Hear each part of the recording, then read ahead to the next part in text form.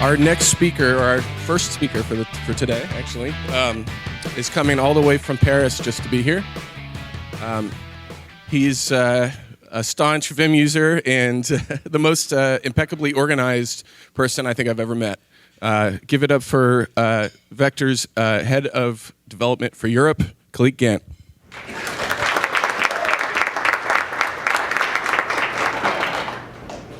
Okay. Someone? Okay, cool. All right, so I'm going to present having fun with third-party services. As Jeremy said, my name is Khaliq, and I work for Vector Media Group.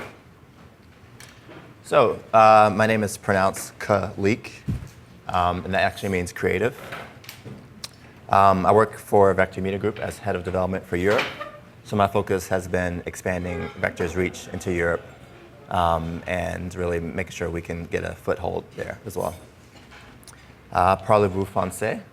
No, I don't. Je ne parle pas français, but I'm learning. The French don't take too kindly to people not really speaking French when they live there. So I've been focusing on taking French and learning the language. I recently actually just moved from Norway, so my wife's Norwegian, so I picked up a good bit of Norwegian as well. So I pretty much spend most of my time learning spoken languages and programming languages. And I can say that learning spoken languages is much more difficult. I've been with Vector for quite some time now. I can remember in the office there being about 5 people crammed into a very small office. I think now we're about 40-ish people, so it's been really cool to see the growth and expansion of Vector, and not only in the team size, but also the complexity and the difficulty of the projects that we're working on. So first and foremost, my talk is called Fun with Third-Party Services. So how am I defining fun? Anyone that's worked with third-party services knows that it can be difficult, and there are a lot of challenges sometimes with setting up a service within Expression Engine. And it can be frustrating when it just doesn't work and having to spend the extra time configuring it and figuring out the next level of complexity to get that working correctly. So what is fun? Fun is when it's working. Fun is when you can just focus on adding features and tidying up logic instead of fixing application crashes. Fun is having the right information, the right environment, and the right tools to be able to debug when something goes wrong. And it's not fun when your site doesn't work because you have a mission-critical third-party dependency for your application. So obviously in this picture, he's not having fun because his site's not working because of the third-party application. So I guess first of all, I'm assuming that you want services, but the question I might want to answer is why would you want services in the first place? So services can really be beneficial because you can offload a bunch of core functionality to another platform, another service that's not only battle tested, but it can save you some core functionality from putting into your own application. So instead of reinventing the wheel, you can drop in a service and shave off about 40 hours of estimate down to 10 hours. So I'm not guaranteeing you can save 30 hours of development time, but it can still save a lot of time because you can focus on integrating the service instead of actually having to do it yourself. Third-party applications also make your application feel bigger. So you can, Expression Engine by itself is a very powerful platform, but you can make it even more powerful by adding in another third-party service that can really affect your bottom line and make your user experience much better and more powerful. So this totally expands the scope of your application if you can have another third-party service within Expression Engine. So I'm going to talk about 3 main services. The first one is SQS, and I think it's pretty obvious from that icon that that's a queue service. I think AWS sometimes has some questionable icons for their services, but this is SQS, which is simple queue service. The next one is Elastic, and actually that logo is not very indicative of what Elasticsearch does either. And then the last one is a custom throttling library. And so we're using SQS on this project to coordinate a bunch of nightly and daily syncs. And so we're passing along some IDs to a pipeline, and then we're processing that pipeline via 2 applications. We're using Elasticsearch, which is a very powerful search for our product searches. So this project we're using it for is a very large e-commerce site, and the project has millions of products that they want to sell, and they want users to be able to quickly search and find those products so they can purchase them on the site. And then lastly, we're using throttling, a throttling library to curtail an open API that we have for our clients. We want to make sure that no one is abusing the API or using that to mine information about the product or the other site. In addition, we have 2 other services that we're using to support the application. We're using Rollbar and Papertrail, and I'll talk a little bit more about that in a little bit later. So as an overview, there are some things that I'm going to talk through that I found that are very important to have fun with third-party services. So the first one is testing. You need to be able to test every single component of the third-party integration, because if you just drop it in, you don't know if every single component is going to work. So you need to be able to test it from end to end. Configuring a third-party application to be isolated and easy to change if you need to upgrade or downgrade or change that service. Also, if you need to actually swap out that service, you need to be abstracted out so you can just swap the service and have no net result to your application. It needs to be able to play nicely with EE. So we want to adhere to best practices within Expression Engine and PHP in general and make sure that it's working smoothly. Lastly, you want to be able to appropriately have debugging and logging in place.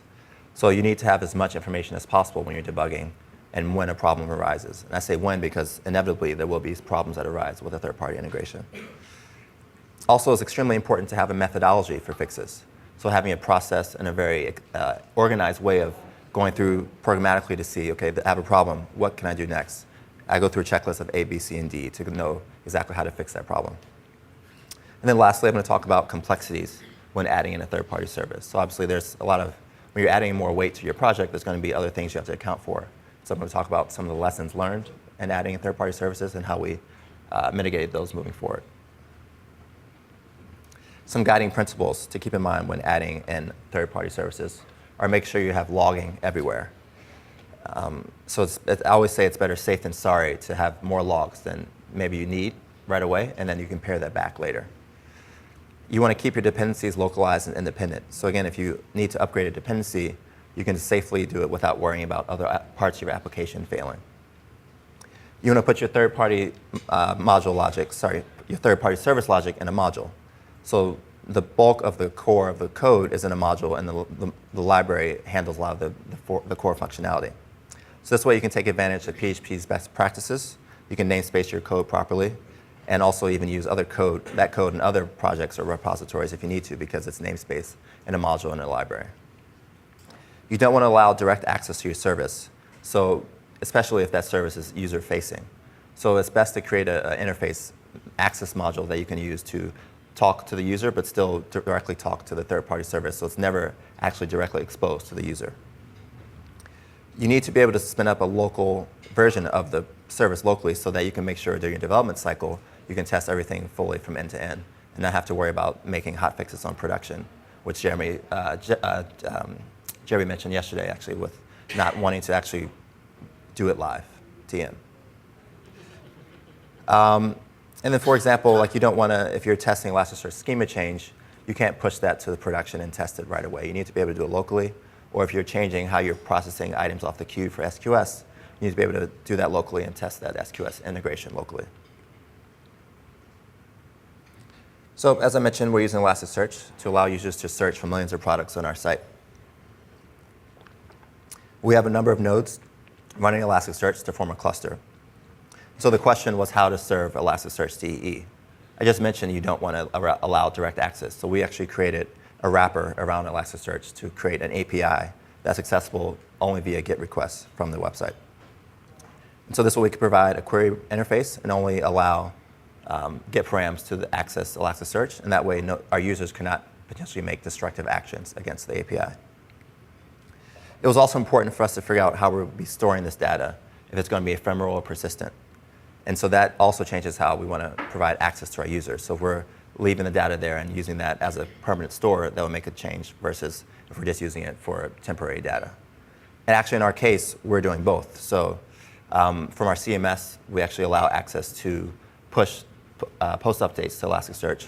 But from the front-end side of the site, we're only allowing GET requests.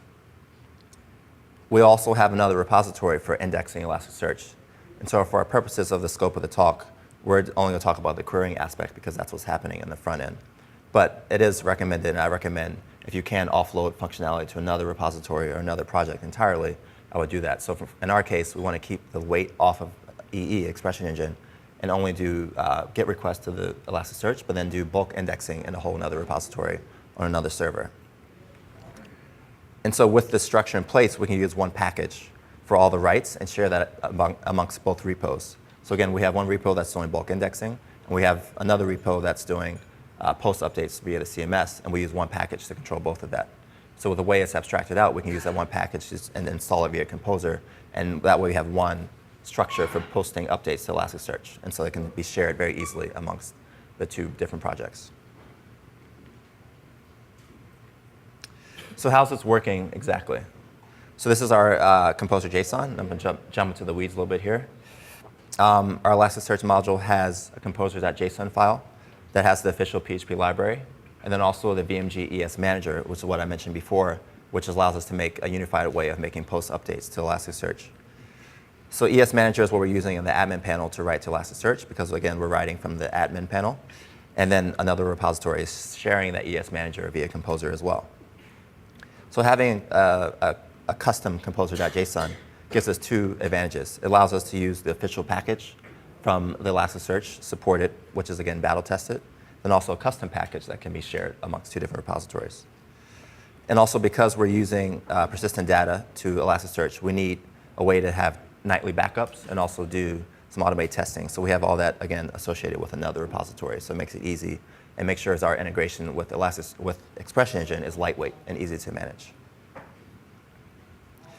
How are we actually getting Elasticsearch results? So we're using Resource Router, which is built by a colleague of mine, Rob Sanchez. And so we're doing a wildcard for the /API response. So anything that hits API is going to our API-index template. And then in the template at the bottom snippet there, that's the template, and that's basically all that the template has is just a call to the VMG API module, and then a call to the method getResponse. And so this getResponse method is just for sending back JSON, and then of course this API handles the JSON, and the user can interface with that JSON directly. So we can do /API/search/suggest /predictive, whatever we want to do, but because it's all via one module, we can control it from that module in the core library. And so this is the getResponse method. So again, we're only allowing GET requests, and to make sure it's very secure. And then we're assigning the route request method to an instance variable of output. And then we're, of course, accounting for HTTPS or HTTP. And we're sending back JSON and then trimming the output so there's no white space involved with it. Under the hood, we're calling route request. That's calling another Elasticsearch library, which then does all the parsing of the GET request and params, and then parses that, sends it to Elasticsearch, and then sends it back. So why this complexity? And that's usually the look of the faces when developers get introduced to the project, like, why is all this happening? Well, the Elasticsearch API is just one of the many APIs we have as part of this site. So as I said before, we're using Resource Router as a catch-all for all the routes. So following the API route has multiple segments, and that can be namespace under the API route. It allows us to keep the template clean and put all the API logic in a module in a library. And it also allows us everything to be testable. So we can put all of the tests in a library and have it in an SRC folder. And this way it can be componentized so we can run tests using normal PHP testing libraries.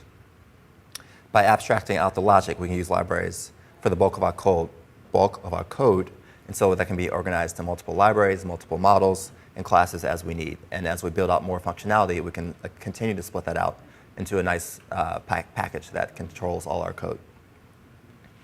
Also, by using a library, if we need to actually output Elasticsearch into template tags, for example, we can just format that from the library code and format that into an object that Expression Engine expects. And so we can output Elasticsearch results instead of in JSON into template tags.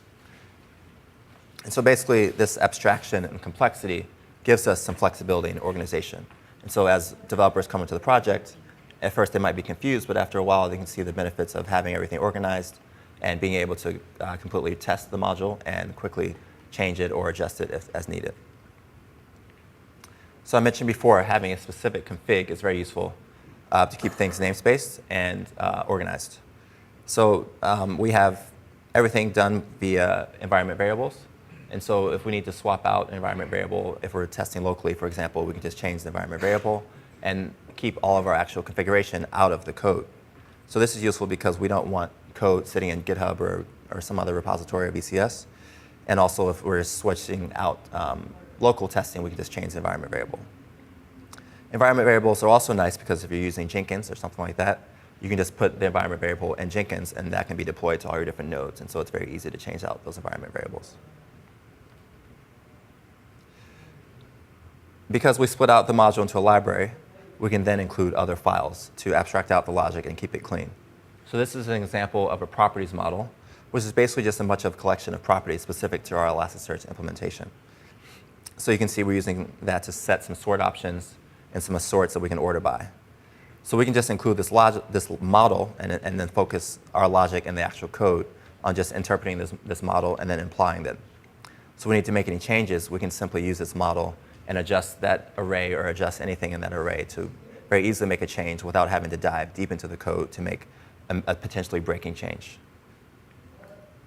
This type of abstraction makes it very easy for the client also to adjust if they're technical enough by just simply modifying this array. And then also we can make this advantageous because we can quickly test the core functionality of the functional methods instead of actually testing the parameters that we're passing in. The other thing I mentioned is that this is absolutely essential to be able to test locally. So with our setup of using environment variables, we can simply point the environment variable to a local instance of Elasticsearch instead of having to do everything on staging or production. So I know this is a Docker compose file, so I know there's a few presentations on Docker, so I'm not going to go deep into this, but this is basically something that we can use to test locally. And then the advantage of doing that with Docker is that you can use a Docker file that can be used on local production and staging, which is consistent amongst each environment. Something else that's essential with using a third-party service is having monitoring and status checks. So when you're using third-party services, you want to make sure they're always up and available, especially if they're mission critical. So we have some application criticals, applications, so uptime is essential, and 100% uptime is preferable. If there's a offered service to monitor your application, I always say use it. So with Elasticsearch, they have Kibana, which is a great tool for monitoring, and it's out of the box Elasticsearch offers. And so it offers some monitoring that you can use to check the status of your Elasticsearch implementation and give some statistics about the Elasticsearch nodes that you have running. In addition to this, we have some status and monitoring checks to make sure our API endpoints are functioning properly. And so if they aren't, we want to make sure we know about it. So we have notifications that ping us immediately if something's not working properly. For instance, maybe Elasticsearch is actually running and Kibana tells us it's running properly. But during the bulk index process, something happened where we're missing a key component of our application. The status check can check the endpoint to make sure that it's sending back all the data that we need and it's properly formatted so that the application will continue to run properly. We also have a dedicated status page. So we have quite a few services on this project. So the status page programmatically goes through each endpoint to make sure that everything's operating functionality is working properly. And so if it's healthy or not, we can quickly see from a status page if it's all green and go. This is a screenshot of Kibana. So you can see it gives an overview of the nodes and also the number of documents have in the index. So as you see, we have millions of documents in the product. And it also gives the status of Kibana itself, which is the monitoring node. So this is extremely useful, and our client loves this because he can quickly see, is there something wrong? Okay, what's happening with Kibana? Is everything working properly? And also how many documents we have and statistics around Elasticsearch. So there's some definite lessons we've learned with using Elasticsearch. We've used it for quite some time on the project, so there's been a lot of growing pains. Moving our specific variables into environment variables was something that definitely made an impact and made it easier to manage, but more importantly, kept the config out of the code. And from a security standpoint, that's beneficial as well. It also kept us from having an ugly switch statement in our config, which you've seen before with production, staging, we'll get applied this environment variable or this variable. So this way we can just have a normal config and just point to the environment variable instead of having that switch statement that can cause issues. We also had an issue where we're using Elasticsearch. We want to upgrade the Elasticsearch implementation. So to avoid any downtime, we actually spun up a whole different set of nodes in a cluster and had Elasticsearch behind a load balancer. So in order to upgrade, all we had to do was point the config environment variable to a different load balancer address instead of actually having to change it, upgrade it on the actual server itself. So everything went smoothly. It was fine. We made the upgrade, switched it, the environment variable config, and everything's working perfectly. However, we had a developer, we had quite a few developers on the project, and at this point, we actually hadn't switched to environment variables. We had the config, and again, this ugly switch statement. And so through a bad merge, somehow the developer pushed up something that pointed to the old load balancer. And so suddenly the whole site went down because search wasn't working, which is quite scary. So somehow we figured out, well, we saw that no traffic was actually getting directed to our new Elasticsearch nodes. So we went through this checklist we have of, OK, what's happening? Why is it not working? And we saw that our new node was not getting any traffic. And so we found out, obviously, that we were pointing to the old load balancer. And so we had to switch that. And so a good lesson learned there was to put everything in environment variables to keep our config out of the code. And it's a lot safer that way. As I mentioned before, we're using SQS to sync up daily and nightly syncs. And to help coordinate that pipeline, we're using SQS. So we're basically passing along IDs and data during this process to coordinate the data that we're syncing. We have 2 repos on multiple different servers that are running these syncs. So one repo that's separate from an expression engine, that's basically pinging a separate API for data and then pushing that onto the queue to be processed and imported by expression engine. And so we basically have queue items constantly on that queue looking to be processed and imported into expression engine. And then after they're imported and processed, we want to pass that information along to Elasticsearch to make sure that we always have up-to-date information in our search index. So what exactly are our expression engine needs? First, we need something that's listening for items put on the queue to be imported. Those items need to be picked up off the queue and processed and sent to a processing function. This processing function needs to be implemented and interpret the data and then import that into expression engine. Once it's been imported to expression engine, we want to put that back onto another queue to be picked up by Elasticsearch so that can be imported into Elasticsearch. So it's kind of like a circular import process. And of course, we want to make sure we're logging and processing all this data to make sure we can check to make sure it went through correctly. And if there are any errors, we can check that as well. So our solution is to use Supervisor to basically monitor this process and have a script that listens for it calls a script that listens for the items put in the queue. So Supervisor watches this long-running script and restarts it if necessary to ensure that we always have something listening for items put on the queue. So this is our Supervisor config. And so the thing I want to call attention to is the item bolded there, which basically runs that script and then passes it to a logger and with a tag of process sync queue. So all of our logs are organized by that tag. So if we see something wrong with our process sync queue, we can quickly go to our logs and see that that tag is there and see what's wrong and what's happening.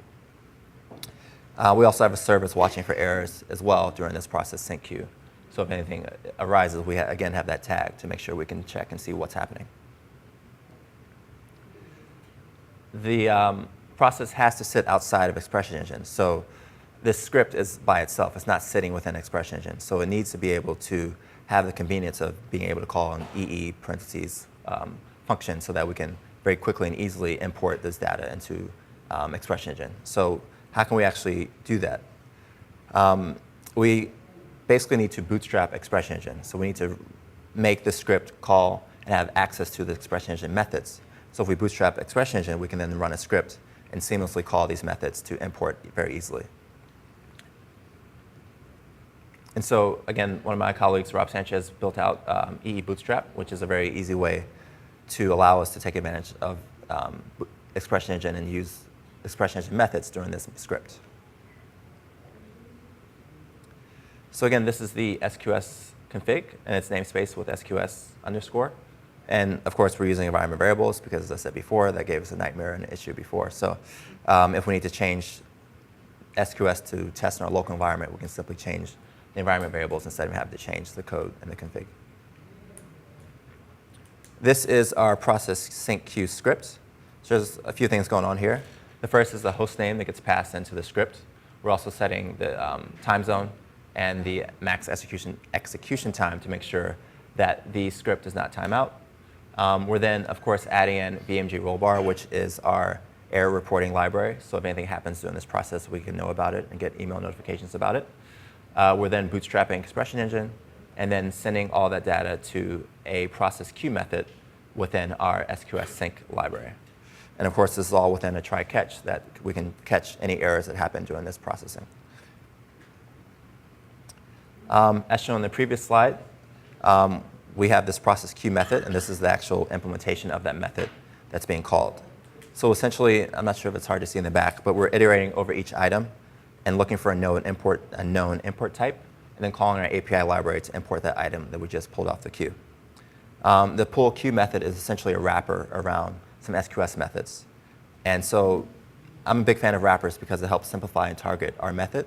And then also, if we need to change the implementation, for example, if our client wants to go off AWS, we don't actually have to change the core of the code. We can just simply change the wrapper method to interface differently with a different service. So it keeps it organized and easily changeable. The import SQS method passes off the responsibility of actually importing items from the queue off to another library, and also that has its own error reporting and logging. And so separating out these components to different libraries, of course, again keeps it testable and componentized so we can quickly check if anything's not working within a different component, a different library.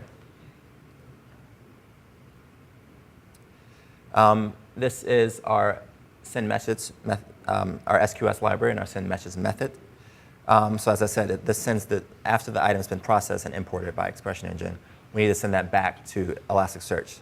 So this is the separate library that we're using to send the message back to Elasticsearch. So again, this send message method is a wrapper around the underlying AWS send message method so that we can have different parameters. So for example, we have the delay delay parameter, which allows us to set a delay for importing items onto that queue. So that's required because when we're saving items to the CMS panel, we need to give it some time to actually save before we send it to the queue. So we can set a custom delay there to make sure that the item is persisting in the database. And once it has, we can send it to Elasticsearch to be imported.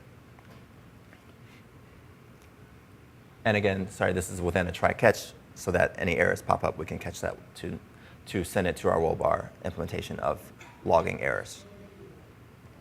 So after looking at both implementations, you can see some consistencies. Again, there's logging at every single step, with pertinent information being sent to the log with tags and important information passed to our services that we're using to log information. We have error reporting at every step. So as you saw, all of our methods are in try-catch to catch exceptions, and then send that to rollbar for exception handling and logging.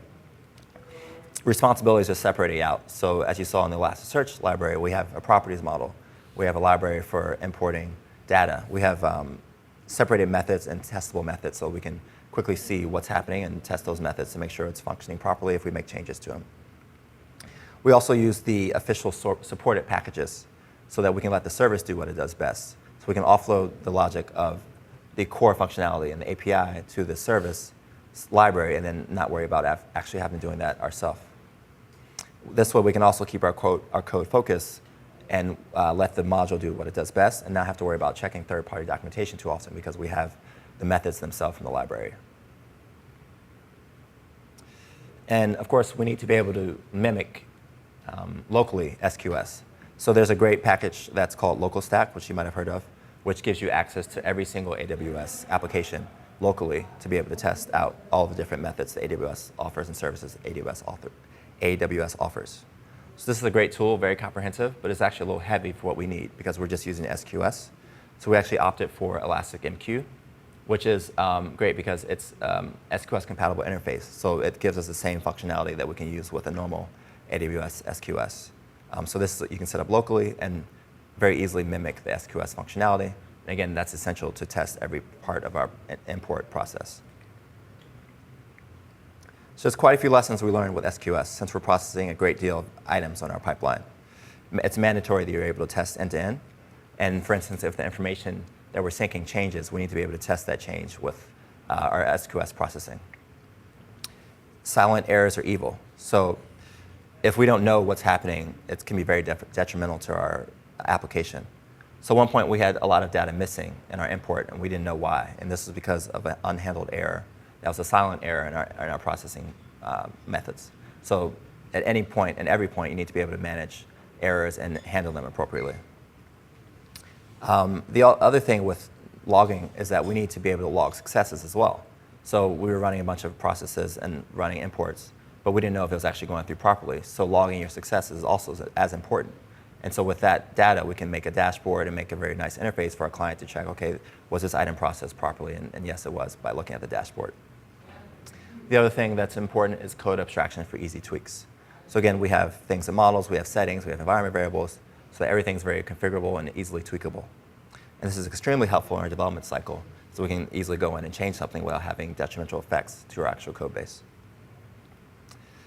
So the last thing I said we need is a throttling library. So this is, again, to prevent API abuse, and we don't want to allow users to gain data about our internal functions, internal data.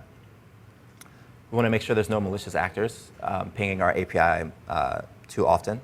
So this throttling library is essential beyond the normal EE throttling library because we want to protect one route. We want to have a custom mechanism for protecting that API route. So we have basically every endpoint, every process that goes to the API passes through this throttling method. So we can check against that IP address and check against the method they're calling to make sure if that user is throttled. And if they are, then we send back an error response. If they aren't, we proceed as normal. So this throttling library is just a normal PHP library called Stifle, which is aptly named. And we're just using Redis as a backing for the storage mechanism for this throttling library. This is our composer.json. So as you can see, our VMG API library is namespace to our SRC repository or directory. And then also we're putting all our third-party services in modules so we can take advantage of our normal composer.json, and we can include other packages from this API library. So we can include all these great packages just using a regular composer file, which is fantastic because we can take advantage of the PHP ecosystem and keep, again, different repositories for different projects. So when a request goes through our API, I think we saw this before, this route request method, this is what it's going through. It's going through and checking the method, the action, making sure that method is included in our array of methods that are available. We're then passing that through the throttling library. So again, if this user is throttled, we want to send back a response that's an error response, and then send back the error. Otherwise, we proceed as normal. So we call the API library with the method that we're trying to call. This is our actual implementation of the throttling library. So I think it might be hard to see, but basically, we're instantiating our throttling strategy and using leaky bucket, and then we're setting the bucket properties to specify exactly how we want our throttling mechanism to work. We then set Redis as our storage for throttles, and then we iterate over all the current throttles to make sure if that current request should be throttled or not. If our request should be throttled, this is our response. So we want to, of course, log if we're actually throttling a user. So we use our normal throttling, our normal logging library of Papertrail and Rollbar. And then we're also wrapping all of our logic into this log paper trail. So we're calling a logging library, and we can test this and use this outside of the library if we need to. So it's very useful to be able to know exactly who is being throttled and why. And again, this is the benefit of separation of responsibilities. We can trust that we're using other implementations across other libraries because it's a testable, usable component. It can be separated out into another library, another module. Again, we want to be able to test locally. So we want to be able to simulate this throttling library with a local Redis. So we can just do a simple brew install, and then we can swap out the config again to change out from local to staging to production. So hopefully you might be thinking, OK, you want to get started with some services, but maybe you aren't sure exactly how to get started. First, I would recommend starting small. So if the service offers a free version or a paid version, I would use the smallest or cheapest paid version possible to make sure that you can verify what the service you're using for is actually necessary or useful. The other thing is that if there's a local free version you can install locally, I would definitely do that. So with Elasticsearch, you can use Docker to install it, or even Homebrew to install Elasticsearch to make sure you can test locally and see that everything's working properly and that it's something you actually want to use. You should wire up the config to Expression Engine. So set the config to point to the address you're using locally. Get the official supported package, and then spin up a module with a library to handle the core functionality. And I would recommend using a wrapper method around the API methods that the official supported library offers so that you can communicate directly with that service.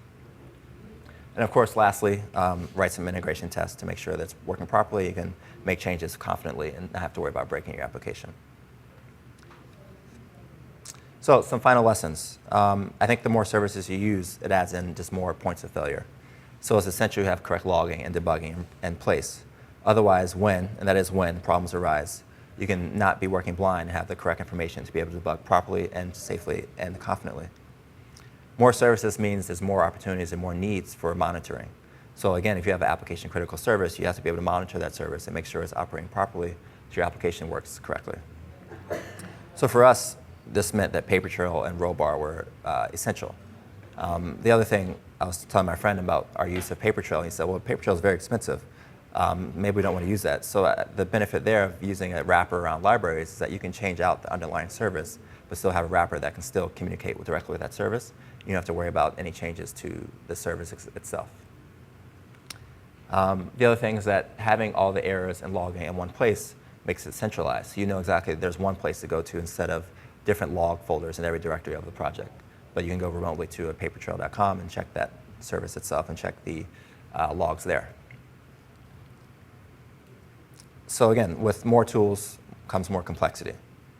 But having everything in components and isolated makes it much easier to manage and much easier to make changes.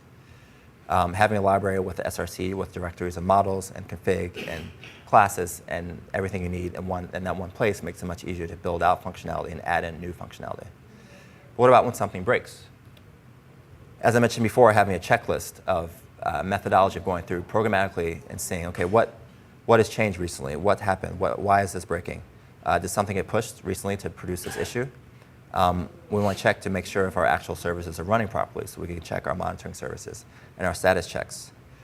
If our services aren't operating properly, we want to make sure, if they are running properly, we want to make sure there's communication between Express Engine and those services. So again, we had the issue with the config being wrong, so it was not actually communicating properly, but it was still working properly. Is there a problem with our EE method? Is some logic incorrect, or some data or piece of data logic not incorporated properly? If that's all okay, we want to continue down to logs and extract the data that's actually being passed along in this processing. So we can run a test with that data to see what method is actually throwing in the error. And then lastly, with our ability to run all these services locally, we can confidently test and have to do it directly in production. Admittedly, this process is always not that smooth because if you have an application that's dependent on these services, you're going to be under pressure, clients are going to be bugging you on Slack. So having a methodology and a process for debugging is definitely necessary because you can confidently go through this checklist and work with other developers who can go through in parallel and check step 2, 3, and 4 while you do step 1.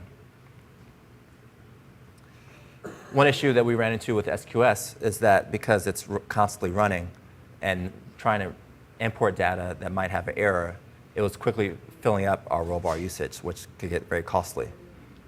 So a recommendation here is that if you have an error that's repeatedly being sent to rollbar, you may want to stop sending that to rollbar because it's the exact same error. But again, these are just growing pains of using services because they go wrong, and when they do, you have to pay for it sometimes, but you can mitigate that by having checks and balances against that usage. I cannot stress enough that having isolated code is very important. I think it's maybe the 5th time I said this, but I want to drive it home that you definitely need to have everything isolated and separated out so you can really make changes confidently and test everything confidently.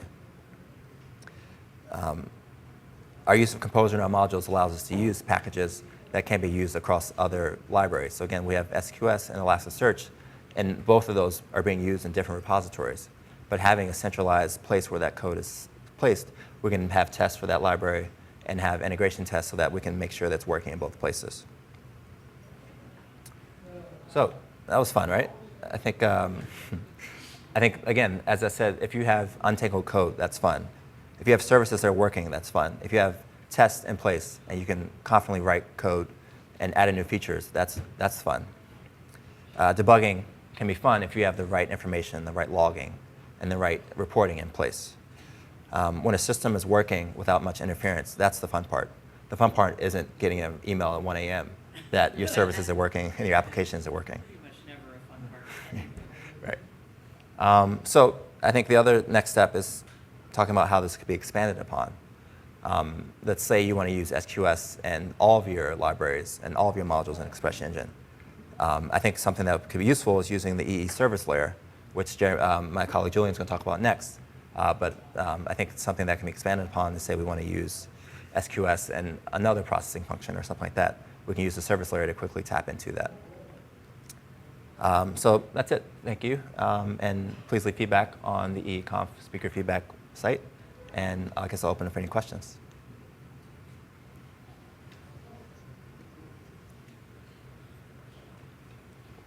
The throttling library slow down your requests to Elasticsearch? It's a good question. I think we tested it because that was a big premise for the client, is that it wasn't slowing down, and it added a couple milliseconds to it. So it was a very fast implementation of the throttling library, but it's an important concern to. Because of the Redis backend, it seems like that list of potential list of IPs checked.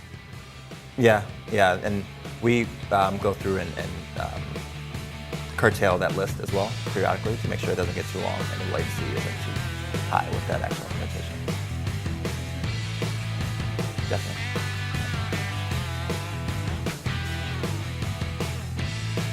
Okay. Thank you very much.